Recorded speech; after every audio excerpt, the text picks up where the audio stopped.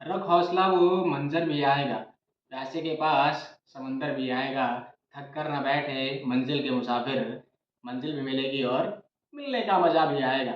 नमस्ते, मेरा नाम है आदित्य और आप इस वार्तालाप की कड़ी में आज हम एक विशेष व्यक्ति से मिलने वाले हैं। वो विशेष व्यक्ति कौन है, ये हम बताएंगे। इससे पहले ये समझ लेते हैं कि अगर आपके पास स्नातक में सांख्यिकी विषय है तो आप जेसो यानी कि जूनियर स्टैटिस्टिकल के पद के लिए भी आप एलिजिबल हो जाते हैं। इसके साथ साथ आप स्टैटिस्टिकल इन्वेस्टिगेटर के पद के लिए भी आप परीक्षा दे सकते हैं। तो आज हमारे साथ हैं प्रदीप सिंह, जिनसे हम बात करेंगे और समझेंगे उनकी स्ट्रेटजी के बारे में। तो स्वागत करते हैं उनका।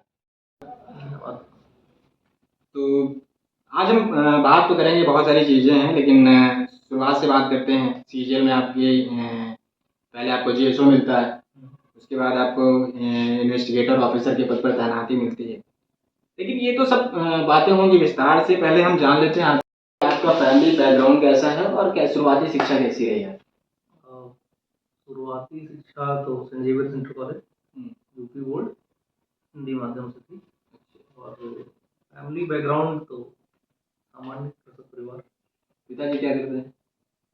अब खेती करते थे। मेरी नौकरी लगने के बाद पिताजी की भी नौकरी लग गई। अच्छा, तो 12th में क्या सोच रखा था कि आगे क्या करना है, 12th के बाद क्या किया? नहीं, ऐसा 12th में तो कुछ डिसाइडेड नहीं था। 12th में कोई डिसाइडेड ही नहीं करना। अच्छा, तो मतलब क्या ऐसे मतलब आराम से चल रहा है? 12th के बाद तो बीए करने का प्लान था। बीए? अच्छा, आर्ट्स से, पर नहीं हो पाया वो। अच्छा, बीएससी किए। बीएससी पर क्या किसने सलाह दिया कि बीएससी कर जाके, जबकि बीए का प्लान था? सलाह यार कुछ नहीं, उसमें ऐसा था कि इंस्पायर स्कॉलरशिप एक वजह थी। पैसा ही मिलेगा, पढ़ाई करनी है तो ये करके कर लेते हैं। कितना इंस्पायर मिलता था? अच्छा, उसका इंस्पायर का क्या क्राइटेरिया क्या है? इंस्पायर का क्राइटेरिया ये था कि बोर्ड एग्जाम जो होते थे वो जिस बोर्ड से आपका रिस्पेक्टिव बोर्ड है, जैसे मेरा यूपी बोर्ड था, तो आपको उस बोर्ड के टॉप 1% में आना चाहिए। जो भी पास कैंडिडेट है उसके बाद साइंस से अगर कंटिन्यू करते हैं आप, 60,000 रुपये प्लस कुछ और होता था जो प्रोग्राम वगैरह की। तो इंटर में कितना प्रतिशत होना चाहिए कि उसको आप एलिजिबल हो जाएंगे उसके लिए? टॉप 1%। उस बोर्ड के जो टॉप 1% है उन लोगों को वो एलिजिबल करते थे। शायद अभी चालू है या नहीं इसके बारे में मुझे जानकारी नहीं है। अच्छा, हाँ, उस समय तो चालू। कितना स्कॉलर मिलता था? 60,000 रुपये सालाना। सालाना 60,000 रुपये। अच्छा, तो बीएससी में प्रवेश होता है, कहाँ पे आपने लिया था एडमिशन? लखनऊ विश्वविद्यालय में। फिर लखनऊ विश्वविद्यालय में आपने ग्रेजुएशन आपका कंप्लीट होता है 18 नहीं 16 2013 मेरा 12th था, 2016 में मेरा ग्रेजुएशन कंप्लीट हुआ। अच्छा, बीटेक उस समय बहुत जोरों पे चला था बीटेक है, तो बीटेक की तरफ राह क्यों नहीं? पता है ना, मन तो बीए का था। अब बीए से उठेंगे तो कितना उठेंगे, बीएससी तक जा सकते थे, बीटेक थोड़ा ज़्यादा ही हो जा रहा था। हाँ, तो अच्छा बीएससी खत्म होता है तो क्या जैसे हम लोग करते हैं क्या कि नॉर्मली ग्रेजुएशन तक सोच नहीं पाते हैं कि आगे क्या करना है, तो फिर उसके बाद ग्रेजुएशन के बाद क्या सोच रखा था आपने? शुरुआत में मैंने मैथमेटिक्स से एमएससी के लिए एडमिशन लिया था एलयू में, और वो जमी नहीं। वो छोड़ो, तो पहले सेमेस्टर से पहले सेमेस्टर का एग्जाम दिए थे आधे अधूरे। फिर अगली बार लिए बीएचयू में एडमिशन स्टैटिस्टिक्स में, और तब तक मोह भंग की स्थिति हो चुकी थी पढ़ाई लिखाई की। अच्छा, खास करके एकेडमिक्स। तो आपने बताया कि मास्टर इन मैथमेटिक्स आपने एडमिशन लिया था एलयू में, शायद एक सेमेस्टर तक किए। फिर कंप्लीट नहीं किया? नहीं, एक सेमेस्टर कंप्लीट किया, उसके बाद फिर उसको डिसकंटिन्यू किया। फिर अगले साल बनारस चले गए बीएचयू में स्टैटिस्टिक्स सेमेस्टर के लिए। अच्छा, 2018 एडमिशन लिया, लेकिन एडमिशन के 1-2 दिन बाद ही वहाँ से भी ड्रॉप आउट? हाँ, बहुत मन नहीं था, पर एडमिशन ले लिए थे। पर इसे आधे अधूरे मन से एडमिशन लिए, फिर ज़्यादा झेल नहीं पाए, 1-2 दिन में ही वापस लौट। तो आपकी बातों से ऐसा प्रतीत होता है कि आपका मास्टर करने का मतलब बेमन एक तरह से आपने एडमिशन? हाँ, बहुत मन नहीं था उसमें, लेकिन कुछ डिसाइडेड नहीं था कि क्या करते हैं, तो फिर जो ऑप्शन था सामने, चलो मास्टर ही कर लेते। जब कुछ नहीं समझ आता तो मास्टर ही कर लेते। अच्छा, कुछ नहीं समझ आता तो मास्टर। अच्छा, इसके पीछे मतलब जो आपने ड्रॉप किया बीच में, तो क्या मतलब कुछ ठोस कारण रहा होगा ना कि क्यों आप इसको? एमएससी स्टैटिस्टिक्स, हाँ मैथमेटिक्स जो भी आपने मैथमेटिक्स ड्रॉप की, उसका तो कोई ठोस कारण नहीं था। यहाँ अच्छा नहीं लग रहा था तो छूट गई लखनऊ विश्वविद्यालय। हाँ, मतलब उसके विश्वविद्यालय उसके पीछे रोल नहीं है। मैथमेटिक्स से जो पीजी थी वो नहीं जम रही थी, फिर समझ आया चलो उसे छोड़ा। फिर वहाँ बीएचयू से क्यों आपने ड्रॉप किया? फिर बीएचयू से ड्रॉप इसलिए किया कि उस समय एक चीज मन में चलने लगी थी, द्वंद की स्थिति थी कि पीजी करते हैं तो पीजी करने के बाद भी कुछ बहुत हासिल होता दिख नहीं रहा था। पीजी के बाद अगर हम पीएचडी के लिए जाते हैं तो फिर वो लंबी कहानी हो जा रही थी। अच्छा उस समय क्या था कि वो सीजीएल का दौर आ चुका था, 16-17 सीजीएल अपने पीक पे था, चरम पे था, चर्चा हो रही थी उसकी चारों तरफ। और उसी समय मेरे कुछ दोस्तों का सिलेक्शन हुआ था एसएससी सीजीएल के थ्रू, एसएससी सीजीएल और सीएचएसएल के थ्रू। कुछ लोगों को पोस्टल असिस्टेंट और कुछ एक को इंस्पेक्टर पोस्ट मिली थी सीजीएल पे। अच्छा, ये सीजीएल और सीएचएसएल दो अलग अलग है। सीजीएल जो है कंबाइंड ग्रेजुएशन लेवल है और सीएचएसएल है कंबाइंड हायर सेकेंडरी लेवल का 12th पास के लिए। अच्छा, सीएचएसएल आप जो है 12th के बाद जा सकते हैं। हाँ, और आप अगर ग्रेजुएशन है तो आप सीजीएल के थ्रू। अच्छा, ये पद दोनों में अलग अलग प्रकार के। अच्छा, तो ये अनुमान लगाया जा सकता है कि आपने जब मास्टर में एडमिशन लिया या स्टैटिस्टिक्स या मैथमेटिक्स, तो आपके दिमाग में कहीं चल रहा होगा कि सीजीएल नहीं, उस समय तक हाँ मैथमेटिक्स से वैल्यूज कर रहे थे तब नहीं था। जब स्टैटिस्टिक्स है तो थोड़ा बहुत मन में आया। अच्छा, द्वंद था वहाँ पर, डायलेमा की सिचुएशन थी। अच्छा, सीजीएल की क्या जर्नी, कहाँ से स्टार्टिंग है सीजीएल की? सीजीएल की जर्नी मेरी 2018 में मैंने जून में पैरामाउंट कोचिंग थी लखनऊ में, उसमें एडमिशन लिया था। और हालांकि एडमिशन लिया था पर मेरे पास गाइडेंस था क्योंकि मेरे दोस्त सेलेक्ट हो चुके थे। तो एडमिशन लिया, 2-3 महीने तक गया, पर उसके बाद समझ आ गया कि अब उसकी तैयारी खुद से हो सकती थी। तो पैरामाउंट से जो आपने कोचिंग की, अच्छा ये कोर्स कितने साल का होता है यहाँ पर कोचिंग का? उस समय वादा करते हैं कोचिंग वाले कि 6 महीने 8 महीने खत्म करा देंगे, वो खत्म कभी होता है। सीजीएल की परीक्षा में फिलहाल पैटर्न बदल गया है। जिस पैटर्न में मेरा सिलेक्शन हुआ था उसमें और इसमें बदलाव हो। प्री में मतलब क्या क्या चीजें रहती हैं उसमें? प्री में रहते थे 100 क्वेश्चन होते थे, 25-25 के 4 उसमें सेक्शन बटे होते थे। पहला एक सेक्शन रीजनिंग का, एक सेक्शन जीएस का, एक सेक्शन इंग्लिश का और एक मैथमेटिक्स का। जो प्री का जो पहला फेज रहता है आपका, उसमें आपको क्या लगता है कौन सा जो आपका, जैसे आपने बताया रीजनिंग का रहता है, इंग्लिश का रहता है, एक मैथमेटिक्स का रहता है, तो आपको क्या लगता है कि किस पार्ट पर फोकस करके हम ज़्यादा स्कोर कर सकते हैं उसमें? क्या सबके अलग देखिए एक्चुअल में अब बदल चुका है। तब के समय में वो प्री जो होता था वो टोटल मार्क्स इंक्लूड होते थे। अब प्री के एग्जाम क्वालिफाइंग में चलता है। तो अब दोनों में डिफरेंस है। अच्छा, ये बताइए इसके पीछे क्या स्ट्रेटेजी अपनाई कि जो रीजनिंग की माना जाता है कि थोड़ा सा टफ लेवल में आ जाता है, तो उसको कैसे कवर किया गया या उसके पीछे क्या ये था कि रीजनिंग एक्चुअल में रीजनिंग ऐसा सब्जेक्ट है जो कर हर कोई सकता है। अच्छा, पर क्योंकि तर्क का मामला है, हम थोड़ा समझ लेंगे तो कर ही लेंगे, पर खेल ये है कि उसे जल्दी से जल्दी करना होता है। अच्छा, ये इसके लिए क्या आपने मॉक टेस्ट भी कितने? हाँ, मॉक टेस्ट या टेक्स्ट बुक करके एक ऐप है, तो उससे देते थे मॉक टेस्ट। इसके अलावा एक एसएससी अड्डा का एक ऐप था, ऐसे ही करके बहुत सारे उस समय जब करते थे तैयारी, बहुत सारे ऐप होते थे, उन पे क्विजेस आते हैं, फ्री क्विजेस, उनके पैसे नहीं देते थे। तो जो फ्री क्विज होती थी तो सुबह रीजनिंग के उसमें 6 क्वेश्चन, किसी में 10 क्वेश्चन दे लेते थे। और चूंकि वो क्विज हमेशा रिपीटेटिव नेचर की होती है, फ्री होती है, इसलिए उन पे कोचिंग्स बहुत काम नहीं करती है, तो रिपीटेटिव नेचर्स की होती है, तो बार बार क्वेश्चन आपको 2-4-6 महीनों में, 2-4-10 दिनों के अंतराल पर दिखते रहते हैं उस टाइप के क्वेश्चन। प्रैक्टिस अच्छी हो जाती है। इंग्लिश के क्या मतलब आपने अपना? इंग्लिश के लिए मेरी कोई स्ट्रेटजी नहीं थी। अच्छा, तो अच्छा, ये हम एक क्वेश्चन छोड़ दिए हैं कि आपका जो है जब आपने ग्रेजुएशन में पढ़ाई की, फिर आप इंटर तक पहले पढ़े, तो आपका फेवरेट सब्जेक्ट कौन सा था? मेरा फेवरेट सब्जेक्ट हिंदी और इंग्लिश दो थे। भाषा मुझे अच्छी लगती थी, तो हिंदी और इंग्लिश मेरे फेवरेट सब्जेक्ट। हाँ, अब बात करने वाले हैं हम सीजीएल के टायर 2 के बारे में। तो इसके पीछे पहले आप ये बताइए कि इसमें क्या क्या होता है और आपकी स्ट्रेटजी क्या है उसमें? सीजीएल टीयर 2 जो होता था एग्जाम, उस पैटर्न पे तो तब 4 एग्जाम होते थे, 4 पेपर होते थे।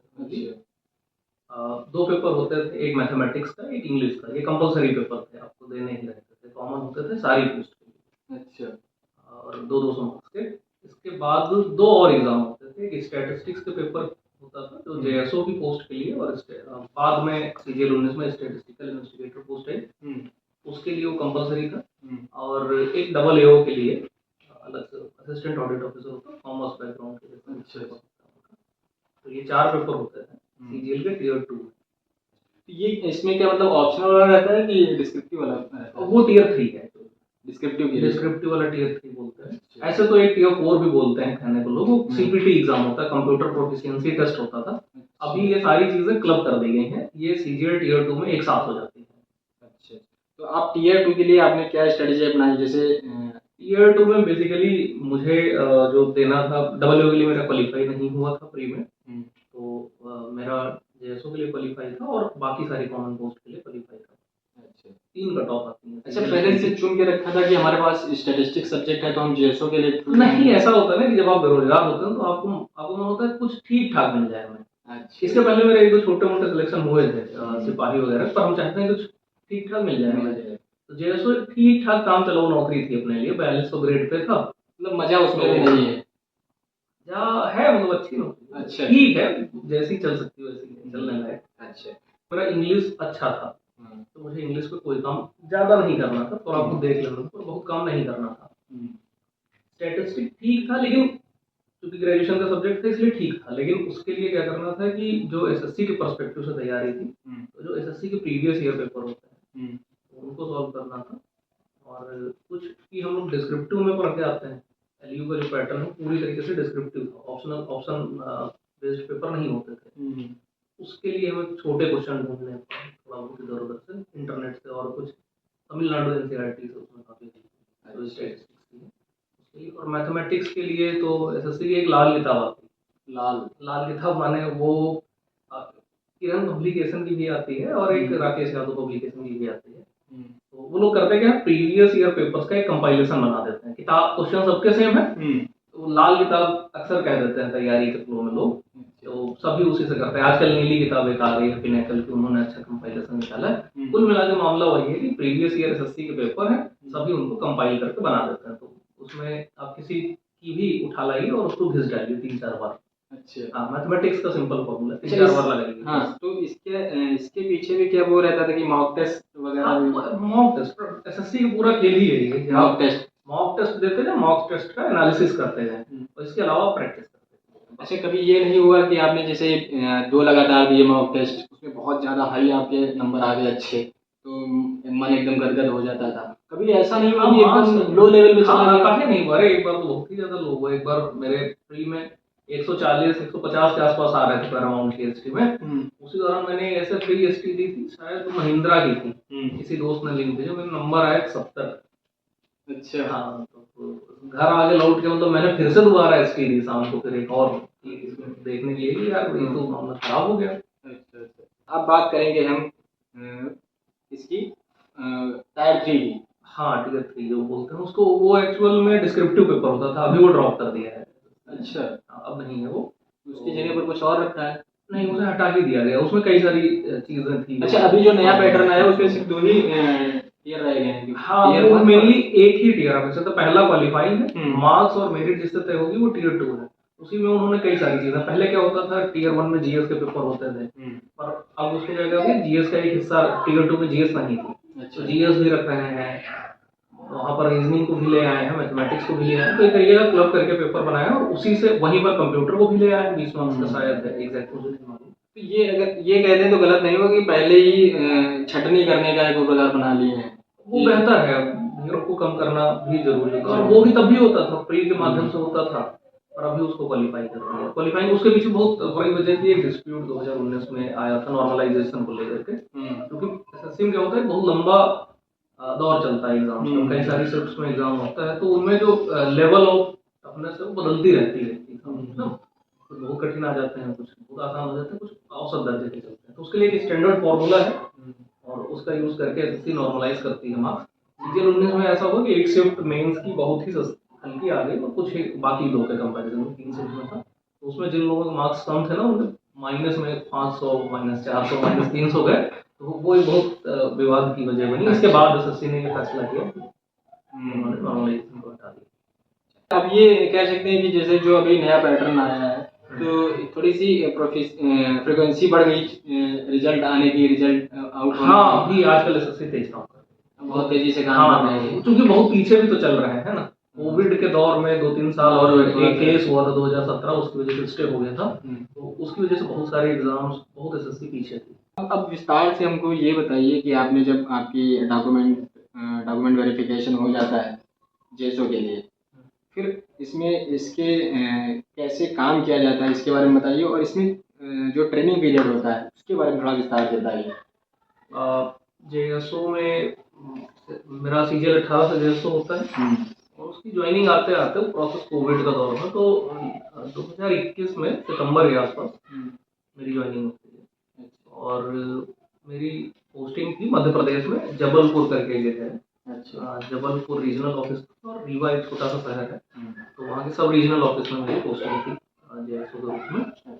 और JSO की ट्रेनिंग के बारे में है कि एकेडमी है NSSTA करके डिपार्टमेंट की, वहाँ पर इंडक्शन ट्रेनिंग होती है 3 हफ्ते की। मेरी नहीं हो पाई थी, मेरी होनी प्रस्तावित। इसमें क्या होता है induction training? Induction training basically ऐसी होती है कि कोई भी डिपार्टमेंट आपको अपने डिपार्टमेंट के कामों के बारे में बताता है। वो उस ट्रेनिंग में फिजिकली मेरी ट्रेनिंग नहीं हो पाई थी, जब वो होनी थी प्रस्तावित थी तब तक मैं JSO से हटके दूसरी जॉब में आ चुका था। अच्छा, JSO को ड्रॉप किया फिर आप ड्रॉप नहीं किया एक्चुअल में। JSO CGL ऐसा हुआ था, देखिए कि 2018 से JSO मिला। 2018 की प्रोसेस और 19 की प्रोसेस इतनी डिले थी कि लगभग दोनों पैरेलल आ गई थी।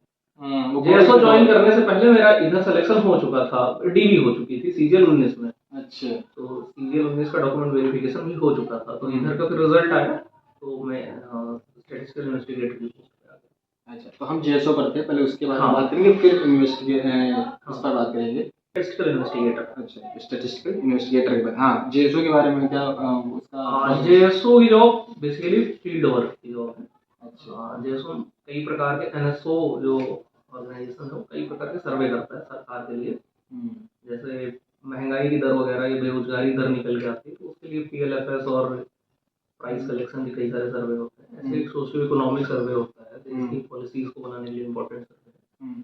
तो इस प्रकार के कई सारे सर्वे हैं जो कि लगातार होते रहते हैं फील्ड पर। तो JSO का बेसिकली काम यही है, आपको सर्वे करना है। अच्छा, डोर टू डोर जाके आपको? हाँ, डोर टू डोर CPI, जैसे CPI तो प्राइस कलेक्शन है, वो फिक्स फ्रेम है, किसी भी मार्केट के फिक्स दुकानें हैं वहाँ से प्राइस कलेक्ट होता है। हम CPI का मतलब बता देते हैं आपको। CPI यानी कि कंज्यूमर प्राइस इंडेक्स होता है। वो आपका एक तरीके से इन्फ्लेशन को कैलकुलेट करने के लिए हम उस डेटा को यूज करते हैं। अच्छा, इसकी ट्रेनिंग पीरियड में क्या क्या सिखाया जाता है? ट्रेनिंग एक्चुअल में उस समय कोविड थोड़ा चल रहा था 21-22 के फेज में, तो वो ट्रेनिंग ज़्यादातर मेरी वर्चुअली हुई थी। अच्छा, एक तो ट्रेनिंग होती है आपकी CSS के संबंध में, जो कंडक्ट रूल है किसी भी सर्विस के लिए, जो एम्प्लॉइज के लिए कंडक्ट रूल है उनके संबंध में ट्रेनिंग होती है। फिर डिपार्टमेंट के कामों के लिए स्पेसिफिक ट्रेनिंग होती है। अच्छा, जो अलग अलग स्कीम और डिपार्टमेंट की है उनके बारे में शुरुआत में आप जानते हैं समझते हैं, वो ट्रेनिंग होती है। फिर रीजनल ऑफिसर्स के स्तर पर ट्रेनिंग कई सारे पेज होते हैं जिनमें ट्रेनिंग वो आपको बेसिकली वो उस सर्वे की पूरी प्रोसेस को, मेथोडोलॉजी को और उसकी इम्पोर्टेंस को समझाते हैं। अच्छा, जो आपको ट्रेनिंग में जो बताया जाता है, सिखाया जाता है, आपने कोई किसी सर्वे पे गए थे? हाँ गए, लगभग मैंने 14 महीने नौकरी की तो मैंने बहुत सारे सर्वे किए होते हैं। अच्छा, JSO के पद पर आपने लगभग 13-14 महीने, मतलब 1 साल 2 महीने आपने? हाँ, 2 महीने से ज़्यादा काम किया। 2 महीने का। किस एरिया में आपने सर्वे किया और किस जो SRO था मेरा रीवा था, तो उसमें 8 जनपद में उस सर्वे का क्षेत्र था उसमें, वहाँ से तो बहुत ही अलग अलग तरीके के कई सारे ऐसे MP में माइंस के एरिया होते हैं, कोल माइंस, तो वो सारे इलाके थे सर्वे करने के लिए। अच्छा, और कुछ पर्वतीय इलाके भी थे सर्वे के बाद, कुछ जंगल के आसपास के इलाके, बांधवगढ़ टाइगर रिजर्व का एरिया है वो, तो कुछ जंगल के आसपास के इलाके भी होते थे और कुछ शहरी इलाकों को भी सर्वे किया था। मतलब वो कमाल चीज़ें थी। अब ऐसी जगह देखते हैं ना जो आपने कभी नहीं देखी। अच्छा, मजा आता है जब सर्वे में आप जाते हैं, चीजें ये यार पर्सन टू पर्सन वेरी करता है। कई लोग दबते रहते हैं सर्वे करने से, कई लोग मजा लेते हैं उसमें। अच्छा, कई लोगों को ऑफिस जॉब नेचर बदल जाता है लोगों का ना, ऑफिस जॉब किसी को ना 9 से 5 9 से 6 बैठना अच्छा लगता है, कुछ लोग थोड़ा घूम भी लेते हैं उसमें। अच्छा, जब आप गाँव गए हैं, लोगों से मिल रहे हैं, तो बेसिकली गाँव का एक्सपीरियंस ज़्यादा अच्छा लगता है शहर की तुलना में। उनसे बात करने में थोड़ा सा वो चीज़ गाँव के लोग थोड़ा सरल होते हैं और वो आसानी से हमसे बात भी करते हैं और उनके पास समय भी होता है। ये अच्छा तो होता है ना, वो व्यस्त कम होता है। अच्छा, जब आप सर्वे कर रहे होते हैं तो उस समय जब आपको क्वेश्चंस पूछना होता है तो स्टार्टिंग मतलब किस प्रकार से करते हैं कि सबसे पहले ना तो अपना पर्पस आपको समझाना बहुत जरूरी है। हाँ, ये बात तो है कि अगर डरते रह गए आपसे तो फिर खुलेंगे नहीं। पहले उन्हें समझ आना चाहिए कि आप क्यों आए हैं। अगर एक बार वो इस बात को लेकर के संतुष्ट हो गए कि आप किसी गलत मंशा के साथ नहीं आए हैं, तो फिर अच्छा रिस्पॉन्स रहता है। कभी सामना किया कि कोई ऐसा इंसान या आदमी मिल गया हो जो आपसे बहुत ही मतलब रूढ़ता से बात कर रहा हो कि नहीं? बहुत ऐसा मैंने नहीं फेस किया है, ऐसा हाँ। कुछ भी मेरे साथ बहुत किसी ने रूड तरीके से व्यवहार किया हो, अच्छा। पर ऐसे जरूर मिले कि बिठा के खाना खिलाया है लोगों ने। हाँ। तो अच्छे तो बहुत एक्सपीरियंस है, बुरे थोड़ा कम है लेकिन खास करके एक दो अर्बन एरियाज के जो सर्वे होते हैं वहाँ पर, क्योंकि सिक्योरिटी को लेकर के इशूज हैं लोगों के साथ ना, आप अनजाने होते हैं, लोग आपको डरते हैं, कई सारी घटनाएं होती, तो वो एक इशू रहता है। पर चूंकि होता ये है कि आप जहाँ कहीं पर भी जाते हैं तो वहाँ का जो लोकल एडमिनिस्ट्रेशन है उससे पहले से कम्युनिकेट कर लेते हैं प्रोसेस के थ्रू, तो आपको उतना इशू नहीं रहता है सिक्योरिटी का। कई बार लोकल सपोर्ट मिलता है नगर पालिकाओं से, तो आसान रहता है, उतना भी कठिन नहीं है। अच्छा, तो जब आप जाते हैं वहाँ पर तो मतलब क्या यहाँ से जैसे आपको ऑफिस आपने जहाँ पे ज्वाइन किया था, रीवा में शायद ज्वाइन किया था, रीवा। तो आप जब बाहर जाते हैं सर्वे के लिए, तो आप पूरा आपका ऑफिस का पूरा बैच जाता वहीं पर?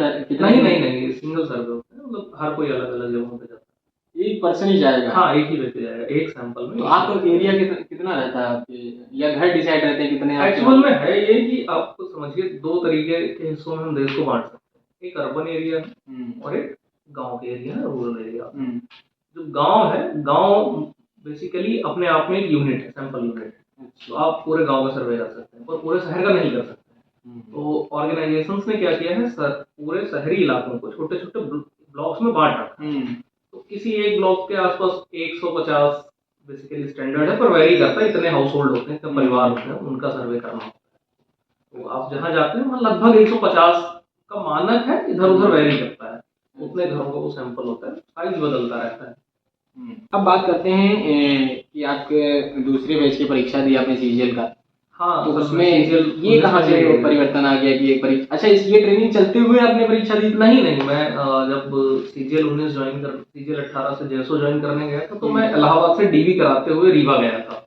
अच्छा। हाँ, ऐसा था कि उस समय पे जब सीजीएल 18 का रिजल्ट आया उसके पहले ही सीजीएल 19 कंप्लीट हो चुका था लगभग। अच्छा, रिजल्ट नहीं आया था पर एग्जाम सारे हो चुके थे, क्योंकि 18 काफी डिले हो गया था कोविड की वजह से। अच्छा। बाद में 19 भी डिले हुआ अलग वजहों से, पर उस समय पर हो चुका था। तो मैंने बताया ना कि जब मैं ज्वाइन करने गया था तो मैं डीबी करा चुका था, रिजल्ट आने वाला था कुछ दिनों में, मुझे लग रहा था महीने 2 महीने में रिजल्ट आ जाएगा। पर रिजल्ट उसका काफी समय बाद आया था, 6-7 महीने बाद आया, या लगभग 1 साल बाद आया रिजल्ट। अच्छा, तो आप इसके इस जो स्टैटिस्टिकल इन्वेस्टिगेटर जो पद है इसके बारे में आप बताइए कि ट्रेनिंग इसकी क्या? एक्चुअल में ये पोस्ट मैंने अभी दिसंबर में ही ज्वाइन की है यहाँ पर। अच्छा, इसी साल दिसंबर में? 2022 के दिसंबर में। 21 के सितंबर में जेएसओ में आए। उसके बाद वहाँ से टेक्निकल रेजिग्नेशन होता है, जब आप सेंट्रल गवर्नमेंट में ही डिपार्टमेंट चेंज करते हैं तो एक टेक्निकल रेजिग्नेशन का एक प्रोसेस होता है, उसके कुछ टर्म्स होते हैं, अगर आप उन्हें फुलफिल कर रहे होते हैं तो फिर आप उसके थ्रू आते हैं। तो उसमें होता है कि आपकी सर्विस कंटिन्यू रहती है। तो मैं टेक्निकल रेजिग्नेशन के थ्रू यहाँ पर आया और मेरी पोस्टिंग हुई लखनऊ में, Lucknow DCO, directorate of census operation. यहाँ पर मेरी पोस्टिंग हुई और मैंने दिसंबर में ज्वाइन किया लखनऊ में। अच्छा, इसकी सबसे पहले तो ये बताइए इसकी ट्रेनिंग में क्या सिखाया जाता है और कैसे चीज़ें काम करती हैं? इसकी ट्रेनिंग ऐसी है कि इसकी ट्रेनिंग शुरुआत में तो हर ऑफिस में जब आप जाते हैं तो आपका ऑफिस आपको सिखाता है। ऑफिस में कई सारे सेक्शंस होते हैं, जैसे सेंसस ऑपरेशंस कई सारे काम कर रहा होता है। एक सेंसस का काम तो है ही, एसआरएस होता है, सैंपल रजिस्ट्रेशन सिस्टम, इसमें डेथ और बर्थ रेट को कैलकुलेट करने के लिए सैंपल बेस्ड सर्वे चलता रहता है इसी डिपार्टमेंट का, तो वो है। और इसके अलावा एक सीआरएस का है, सिविल रजिस्ट्रेशन सिस्टम, और इसके अलावा एक हमारे पास एनपीआर वाला है, और कई डेटा से रिलेटेड और अलग अलग बहुत सारे हैं उसमें चीज़। तो ये मेजर सेक्शन थे वहाँ पे। और तो फिर इनसे रिलेटेड कई सारी ट्रेनिंग, एडमिनिस्ट्रेशन से related training, CCS conduct rule से रिलेटेड ट्रेनिंग, वो आपको बताया जाता है कि सेंसस की क्या हिस्ट्री है, सेंसस कैसे प्रोग्रेस करती है, कैसे हम पेपर से डिजिटली शिफ्ट हो रहे हैं चीज़ों को, तो इन सब चीज़ों का काफ़ी विस्तार से समझाया जाता है। अच्छा, उसके बाद आपकी 4 हफ्ते की दिल्ली में ऑफिस ऑफ जो आरजीआई का ऑफिस है वहाँ पर आपकी ट्रेनिंग होती है। दिल्ली का हाँ 4 हफ्ते की इंडक्शन ट्रेनिंग बोलते हैं। अच्छा, इंडक्शन ट्रेनिंग प्रॉपर्ली जो चीज़ें मैंने यही बताई सेंट्रलाइज तरीके से आपको दिल्ली में भी बताई जाती है, सेक्शंस के बारे में और डिपार्टमेंट के बारे में, जो डिपार्टमेंट पे कार्य है और जो आपसे उम्मीद है डिपार्टमेंट को उनके बारे में। अच्छा, अभी आपको इस पद पर ज्वाइन किए हुए कितने महीने हुए हैं? दिसंबर में ज्वाइन किया। दिसंबर में, अभी तो तीसरा महीना अप्रॉक्सीमेटली देखें तो चल रहा है। तो आपने अभी तक इस फेज में क्या क्या चीज़ें आपको बताई हैं? मेरा ऑफिस की ट्रेनिंग में मुझे लगभग सेक्शन सारे सेक्शंस के बारे में बताया जा चुका है। अच्छा। और इंडक्शन ट्रेनिंग मेरी होने वाली है दिल्ली में। इसके अलावा एक स्टेटा सॉफ्टवेयर आप जानते हैं, स्टेटा के बारे में, स्टेटा को यूज करता है ऑफिस, तो स्टेटा सॉफ्टवेयर वगैरह से रिलेटेड प्रैक्टिस जारी है। अच्छा, ये आपने सीजीएल में जूनियर स्टैटिस्टिकल पद पर भी काम किया है, अब आप स्टैटिस्टिकल इन्वेस्टिगेटर के पद पर काम करने वाले हैं। तो आपको अभी तक की जितनी ट्रेनिंग हुई है और आपने जिसों पर जो काम किया है, आपने तैनाती की है, मतलब आपने सर्विस की है, उसमें आपको अभी तक की क्या चीज़ें नज़र आई, क्या आपको बेसिक सा डिफरेंस नज़र आता है? दोनों के वर्क नेचर में थोड़ा डिफरेंस है। वहाँ का वर्क नेचर जेएसओ में आपके पास फील्ड वर्क ज़्यादा होता है। अच्छा। और यहाँ पर आपका फील्ड वर्क बहुत ज़्यादा नहीं है, क्योंकि सैंपल रजिस्ट्रेशन सिस्टम में कुछ फिक्स यूनिट्स होते हैं, उनका सैंपल होता है। इसके अलावा तो बहुत कम फील्ड वर्क है यहाँ पर, ज़्यादातर आपका ऑफिस और डेटा से रिलेटेड काम है। दोनों में थोड़ा सा डिफरेंस है। अब हम ये जानना चाहते हैं कि जैसे कि आपने जो जिस समय आपने मास्टर आपने बताया कि मैथमेटिक्स और स्टैटिस्टिक्स के लिए छोड़ दिया था, ड्रॉप कर दिया, उसके बाद आपने सीजीएल की तैयारी शुरू कर दी। एक से ग्रेजुएशन कंप्लीट किया, मैंने कोचिंग चालू कर दी लखनऊ में, छोटी कोचिंग मजा दे रही थी कोचिंग से। अच्छा, कोचिंग में मजा आ रहा था आपको? तो मजा तो आ रहा था, पैसा नहीं आ रहा था तो मजा पूरा आ रहा था। मजा आ रहा था। तो क्या इसको क्या मान के चले कि आपने मास्टर जो छोड़ा इसी के लिए छोड़ा था कि नहीं? इसके लिए तो नहीं छोड़ा था, पर मेरे लिए ना प्रेशर कम हो जाता था कोचिंग चलती रहने की वजह से। मेरे पास प्रेशर कम था, पैसे अपना खर्चा निकल जाता था, इतना तो हो ही जाता था। और उसके अलावा ना दिमाग ना इतना स्ट्रेस नहीं लेता था, क्योंकि 2-4 घंटे हम बच्चों के बीच रहते थे, पढ़ाते थे। वो आपके लिए ना मेडिटेशन की तरह काम करता था, मजा आता था, तो डिस्ट्रैक्शन रहता था, बेहतर चलता था। अच्छा। तो अब हम ये जानना चाहेंगे कि आपने जब मास्टर छोड़ा स्टैटिस्टिक्स में, तो मास्टर जब आप कहीं ना कहीं आपको कमी लगती है कि अब आपको कुछ कमी खलती है कि आपने अगर मास्टर कर लिया होता तो कि मास्टर के बाद आपके पास ऐसा कुछ नहीं है, क्योंकि मास्टर करने के बाद आपको एक ISS यानी कि इंडियन स्टैटिस्टिकल सर्विस के पद पर एक अच्छी सी जॉब है जो कि यूपीएससी की तरह कंडक्ट कराया जाता है, और आरबीआई के बाद आरबीआई भी निकालती है ग्रेड बी के लिए। क्या उसको आपको लगता है कहीं ना कहीं अगर हम मास्टर कर ले तो इसके लिए भी एलिजिबल हो जाते हैं? नहीं, मुझे इसके लिए कोई रिग्रेट नहीं। तो आपको बिल्कुल इसका नहीं, इसका मुझे कोई खेद नहीं। मैं जहाँ हूँ मजा आ रहा है। अच्छा, अब इसको ही आप कम से कम इस बात का तो मुझे खेद नहीं है कि मैंने पीजी नहीं किया, मैंने आईएसएस की तैयारी नहीं की। मुझे ठीक लग रहा है। अच्छा, आप इसी में खुश हैं? मतलब इसी में मतलब खुश हूँ, पर वहाँ ना जा करके तो कम से कम ठीक ही है, इतना कुछ नहीं है। अच्छा, वहाँ के लिए रिग्रेट नहीं है ऐसा मेरे अंदर। हाँ, कि अब नहीं किए तो चलो ठीक है, अब उसका ऐसा उसको लेकर के मेरा कोई रिग्रेट नहीं आईएसएस के लिए। क्या कभी ये आपकी तैयारी के अंतर्गत ये फेज नहीं आया कभी कि हाँ ऐसा नहीं लगा कि डिमोरलाइज हो रहे हैं, या जब डिमोरलाइज नहीं हुए, मतलब डिमोरलाइज नहीं हुए, पर ऐसा नहीं आया कि छोड़ देते हैं। पर हाँ, परेशान तो हो ही जाते हैं, क्योंकि लंबा लग रहा था। उस चीज को कैसे हैंडल किया है? कोविड के टाइम तो सब कुछ बंद था, हम सभी फंसे हुए थे, तो उस समय तो घर पे रहते थे, घर के लोगों के साथ ही रहना होता था।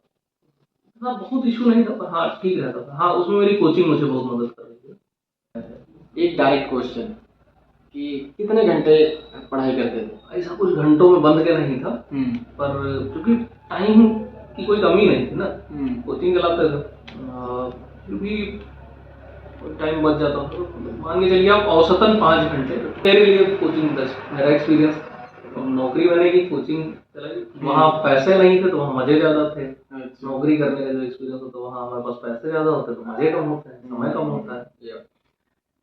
अब ये बताइए कि अगर प्रदीप सीजीएल नहीं तय कर पाते, उधर आपने मास्टर भी छोड़ दिया था, तब प्रदीप क्या सोच रखते थे जीवन के? सोचा तो कुछ नहीं।